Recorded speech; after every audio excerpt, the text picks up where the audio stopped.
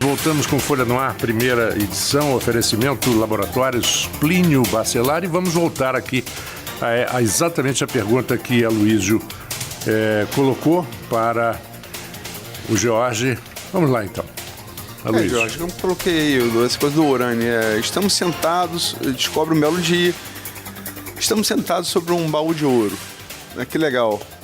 E como você não trabalhou para ter aquele ouro, isso em vez de... Como está falando aqui no intervalo, de criar uma ética do capitalista, né? Meio Max Weber aí e tal. Não, você tem aquilo que em vez de alavancar uma certa reforma da sociedade, ela serve para quase que imobilizar ela numa estrutura meio que feudal de liderança, porque os líderes aproveitam aquele recurso em vez de aplicar para você reestruturar a sociedade, mas para você manter ela num sistema que, no caso dos países árabes, é quase feudal, né? Como é que você vê? Você vê essa analogia possível aqui com o norte na área fluminense? Olha, é uma questão bastante complexa. Na medida em que ela não tem uma resposta fácil, né?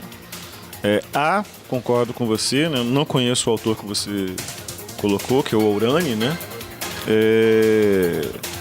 Bastante interessante a proposta dele, inclusive.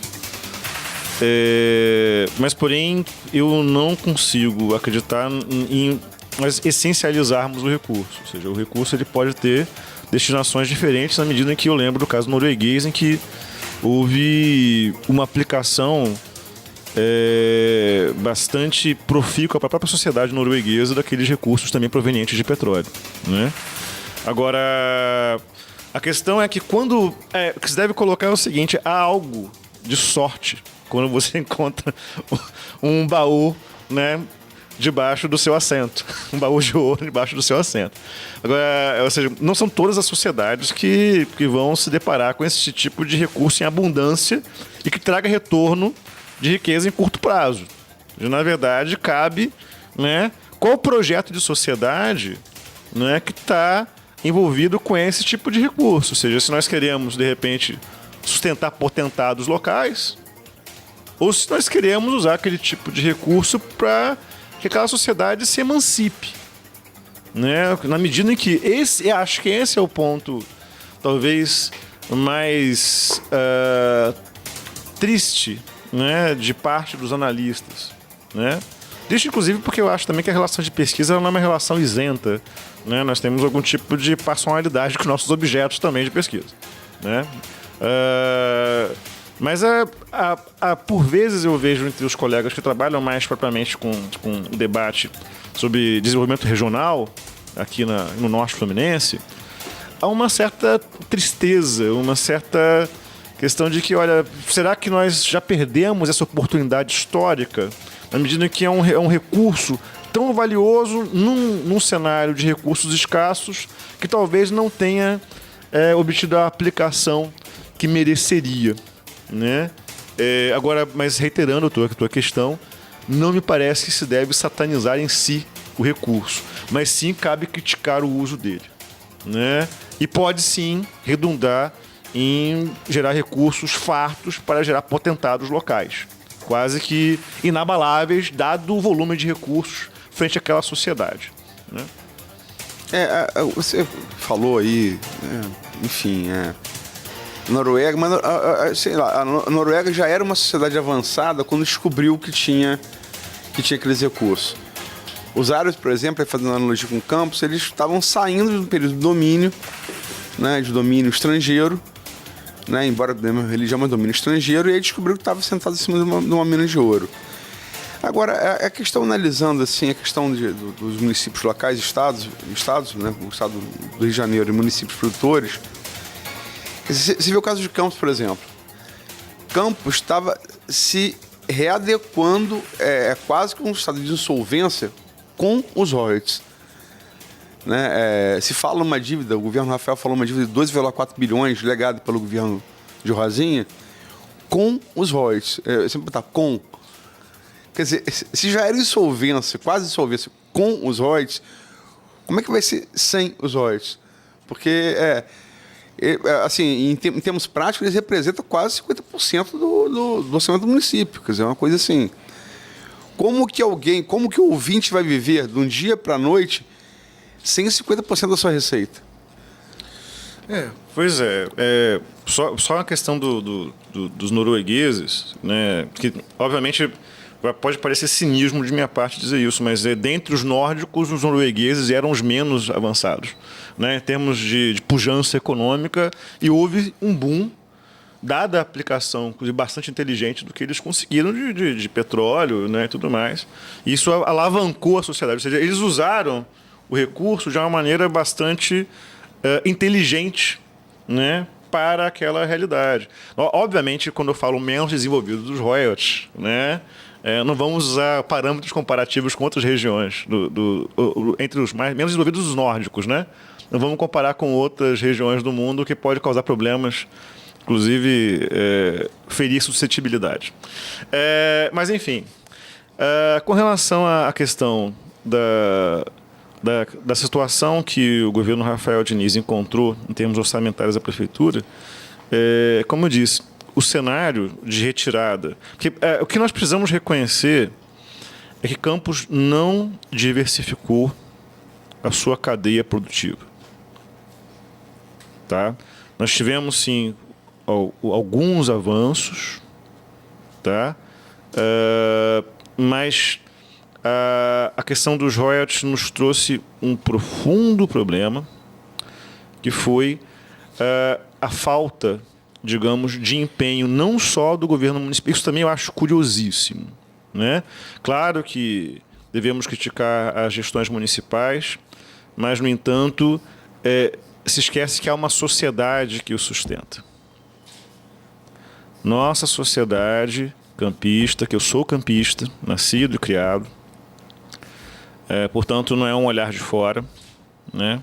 É um olhar de dentro, não fez os seus deveres de casa.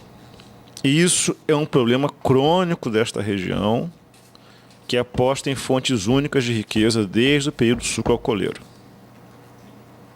Tá?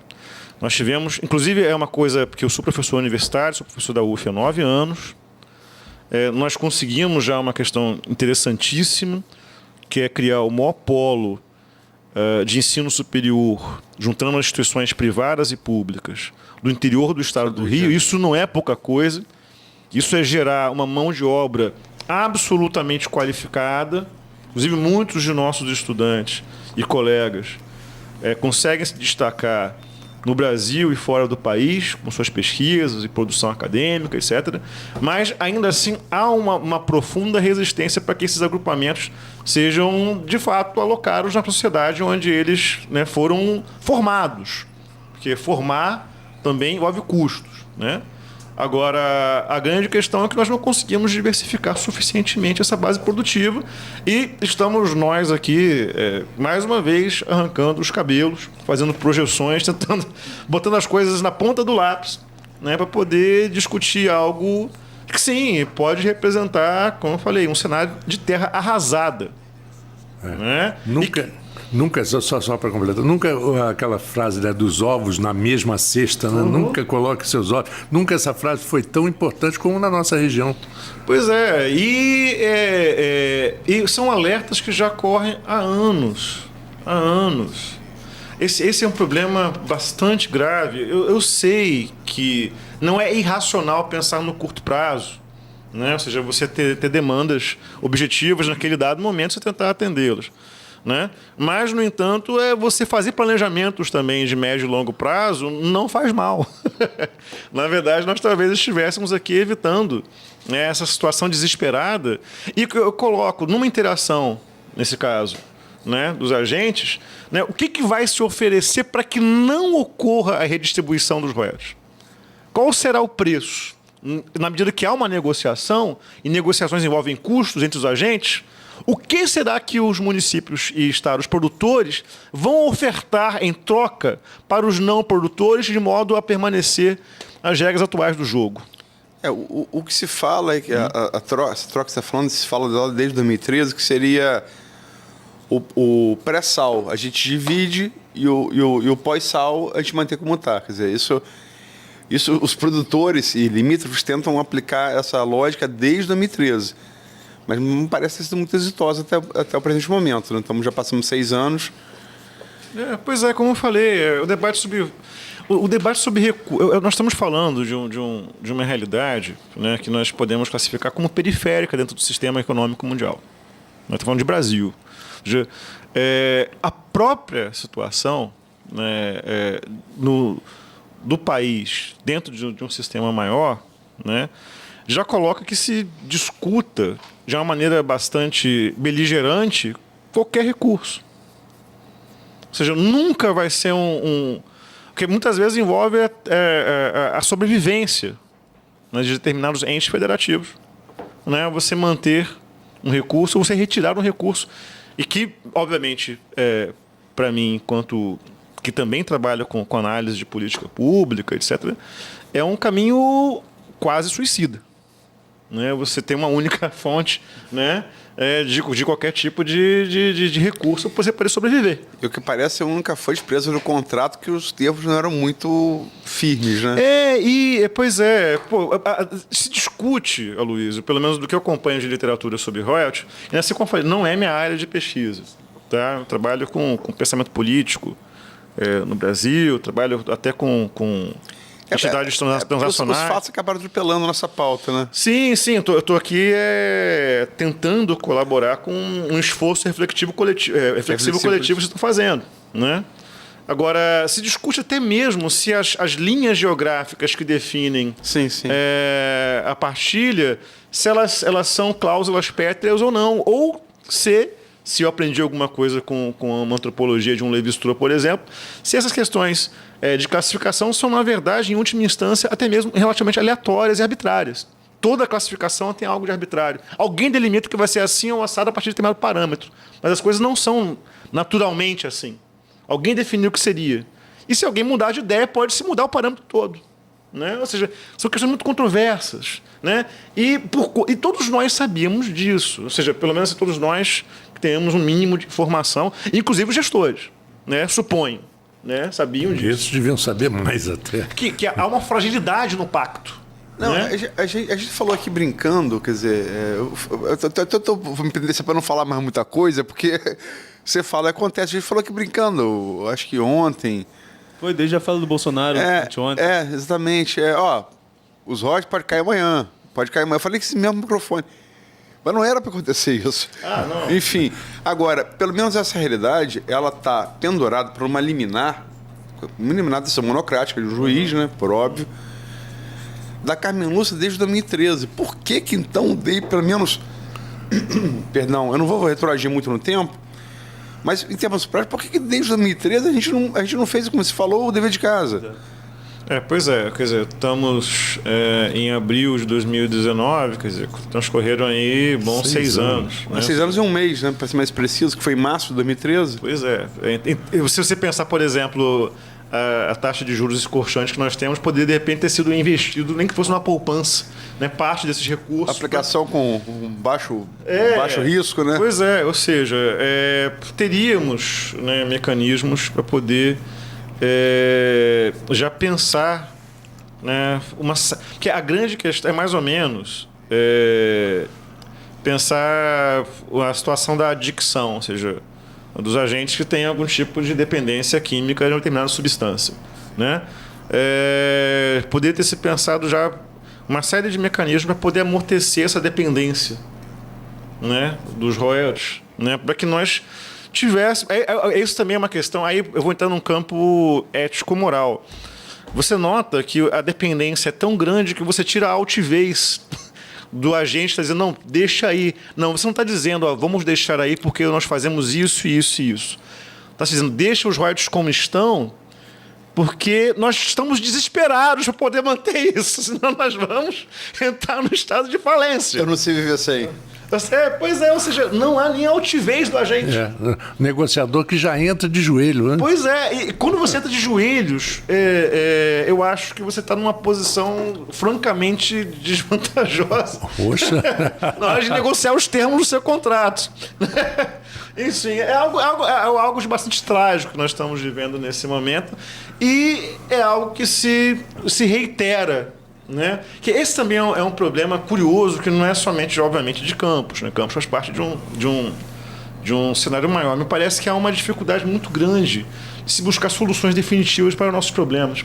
Né? À medida que há pautas que elas se reiteram, né? Historicamente, em termos periódicos, elas vêm e voltam, e não são solucionadas, parecem gestaltes, né? Que estão sempre abertas, né? Entre nós. Jorge, vou aproveitar aqui o gancho dos royalties, mas já para a gente virar a pauta um pouquinho também para o cenário político nacional, para as interações políticas aqui do nosso país, da nossa região como um todo. Nessa questão dos royalties, por exemplo, a gente tem aí a decisão nas mãos do STF, o que é legítimo, na verdade, já que vai discutir aí uma ação direta de inconstitucionalidade, o que é aí uma questão pertinente à corte, né? Agora, para a gente chegar no cenário político, o papel do judiciário parece muito forte, né? Hoje a gente está aí numa dependência como eu falei, de uma decisão do STF na questão dos royalties, porque é pertinente, é uma questão de inconstitucionalidade que cabe à corte decidir, uma alegação de inconstitucionalidade que cabe à corte decidir. Agora, a força do judiciário no cenário político parece muito forte e eu queria deixar para o próximo bloco a gente falar sobre isso, sobre essa questão do judiciário mais forte, e a partir daí a gente discorrer sobre o cenário político nacional. É isso aí. Nós vamos a um pequeno intervalo, são 8h01. Este é o Folha no Ar, primeira edição, oferecimento Laboratórios Plínio Bacelar. Folha